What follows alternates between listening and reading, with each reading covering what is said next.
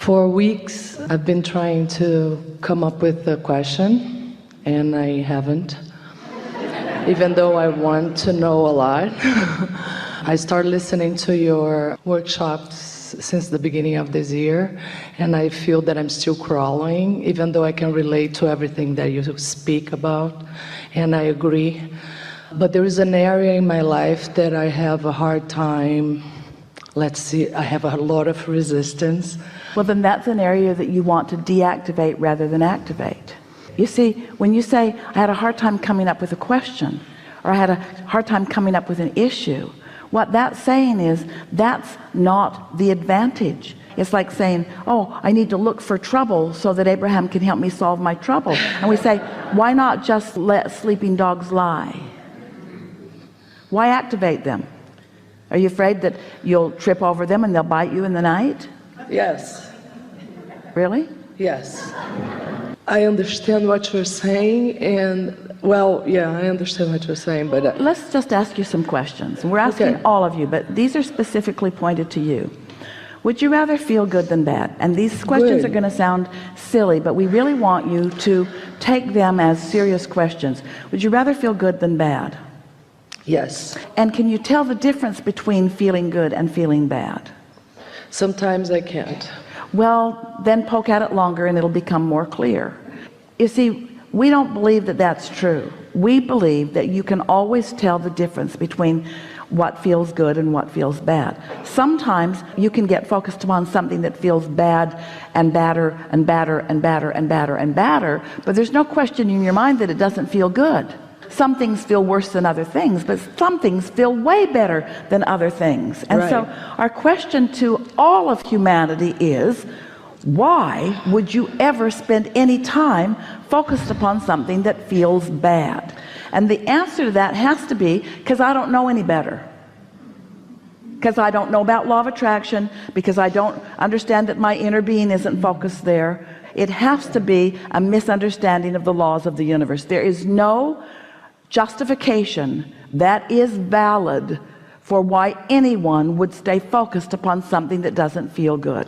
You're just not that masochistic. You aren't. Okay, so let me just be more specific then. Is it going to make you feel bad?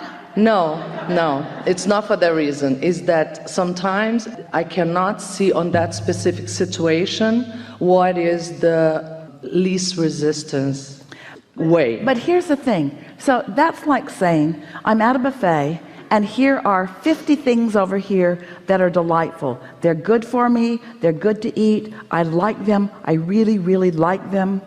It's the most magnificent spread of buffet that I've ever seen anywhere. And over here, there is an item that every time I eat it, I vomit.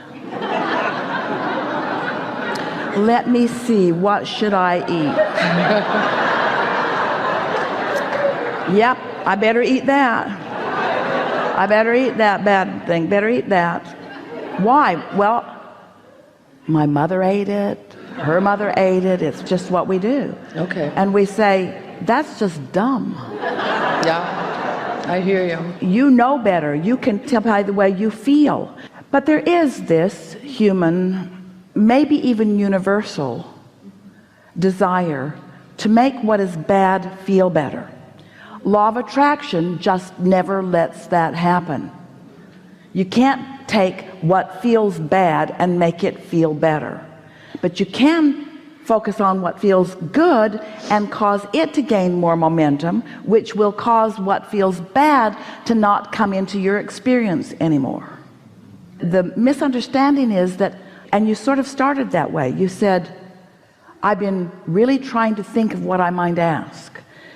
And it's sort of like, I need to find some issue that is really worthy of digging into and solving it.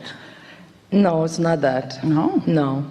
I wanted clarity in a specific situation that I have a lot of momentum going and resistance, and I did not know how to phrase my question in a way for me to get clarity. That's because you can't. When you set it up like that, when you say, I have an issue that's got a lot of momentum and I want to get clarity about it, our answer is, then you've got to forget about it for now. In other words, you've got to accomplish the uncondition of clarity. You've got to accomplish the uncondition of clarity. You can't focus on the condition that brings confusion and take it to clarity. You've got to focus on something that allows clarity, and something that allows clarity, and something that allows clarity. And after a while, confusion will just fall by the wayside, because clarity is what's dominant within you. Does that make sense to you? It feels that I have done that before, and it didn't. I end up going back to actually the problem, because it is something very present in my life, and it's. Well, we understand things that feel present in your life remain present in your life because they keep being present in your life. And we know that you want to say logically to us, I just can't pretend that it isn't there. And we say, but you can diffuse its presence by thinking around it. You can refuse to look at it so specifically. You can look at it more generally. You can look at it in a bouquet of other things. You can put it in the context of all things. You can be saying all of these things are working really well, and then here's this little budding thing that's in there that's not working so well. In other words, you just got to find some way to diffuse it. But you cannot pinpoint a problem and ask it to go away. It defies law. In the moment that you pinpoint it, it will become more, and it will get bigger and bigger and bigger and bigger and bigger, until eventually it will demand your undivided attention. There's just no getting around it. Law of attraction makes it so.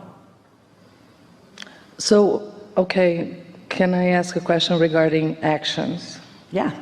Yeah, I do have the tendency that, go to action, wrestle, take to the ground, and try to solve the problem. Most people do, because they can see some results with action, but it's paltry, pitiful, puny progress. Okay, I need to listen to that, because we know, that's why we're telling you. Thank you. Because that's where my confusion comes, is, okay, I will just totally disconnect from the problem so I can, give some breathing air and think about something that I can feel good about it. Hard not to think about that thing that you're thinking about, but you got to find some way to think about something else. Exactly. But then if I think about... We've spent the whole time that you've been sitting in this chair trying to talk you out of talking about it, but you're like a dog on a bone. Just keep going over there, and then we go over here, and then you go over there, and we go over here, and then you think, maybe I can get them to listen if I say it this way. And then we go over there, and then you say, well, maybe I can get them to talk about it if I go about it this way. But we are determined, because we're over here with your solution. We're over here with what you want, and you can't get to where you want to be by going about it in the way that you're going about it. And that's why you keep going back to it. In your own words, you keep going back to it. You got to find some way of detaching from it, and the only way you can detach from it is by attaching to something else, by giving your attention to something else, by looking at what is working, by giving your attention to what you do want. I hear you, and I understand that. We know you do. But that's the problem with me. There you go again. There you go again. There are limiting beliefs that I feel responsible for certain people or certain kids in this situation. Blah, blah, blah, blah. I hear you, but it's still... You see, reality, what is compelling, isn't it? Because you can see it and hear it and smell it and taste it and touch it. They call you, they talk to you, they want things from you, they evoke feelings from you. We get it. We understand that what is very compelling. And that's why so many teachers, and we're talking about it in a way that you haven't heard before, but it's the subject of unconditional love. Unconditional. You have to find a way to connect with source. And so what that's actually saying is, if there's a condition that deprives you of source, and it does, and you know it does because you feel bad when you think about it. If there is a condition, we don't care if you gave birth to it. If there is a condition that deprives you of your alignment, you've got to let it go for a while. You cannot sacrifice your alignment for the condition, or you'll never be able to improve the condition. It will not improve. So you have to unconditionally care about your alignment so much. So sometimes people say, well, okay, I'll do that so that I can help that. Now you're looking back at the condition again. We say, no, we don't want to talk about that anymore. We just want to talk about how it feels to have clarity, how it feels to feel love. Okay, but I want to talk about clarity and love as it relates to that. No, you're not going to be able to go there yet because you're too practiced on that. So we want to talk about love and clarity and fun.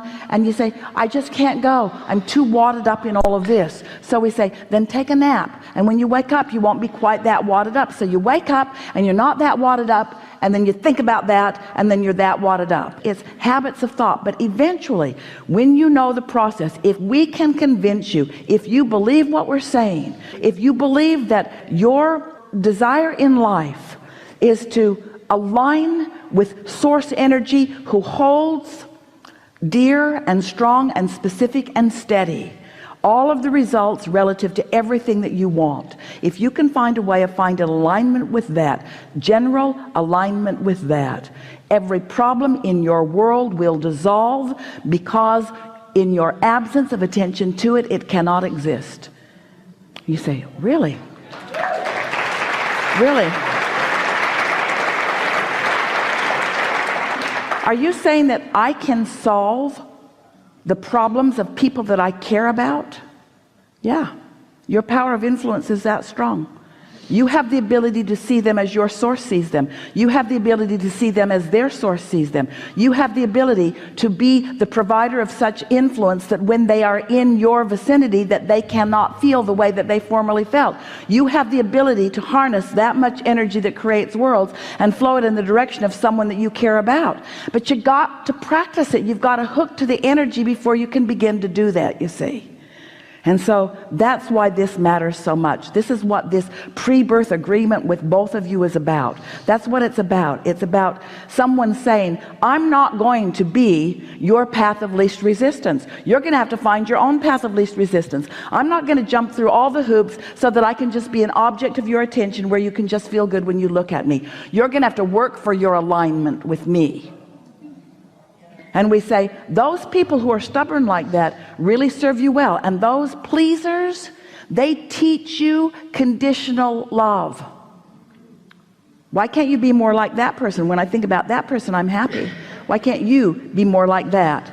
Because I am your gift of alignment. You'll just get dependent on more like me, and before you know it, you'll be demanding that everybody be just the way you want them to be. And before you know it, you're going to be off in a really lonely place, because nobody's really working for your alignment. Everybody's sort of in this for their own, you see. Strong words, but so helpful. So helpful. We've beaten you down. Yeah, what can I say after that? Really? Really? It's sort of like no point in going there again, because we're so clear and so sure and so happy about where this is going, and so confident that you're getting what you want, and so happy about what you've put in your vortex, and so eager for you to just feel that, and so eager for you to not need one thing to change in order to feel that. Oh, that's freedom. That's freedom. That's freedom. Enough?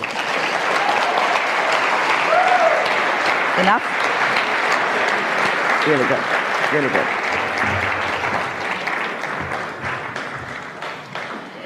Makes you sort of like all those problem children more, doesn't it? No, you still don't like them.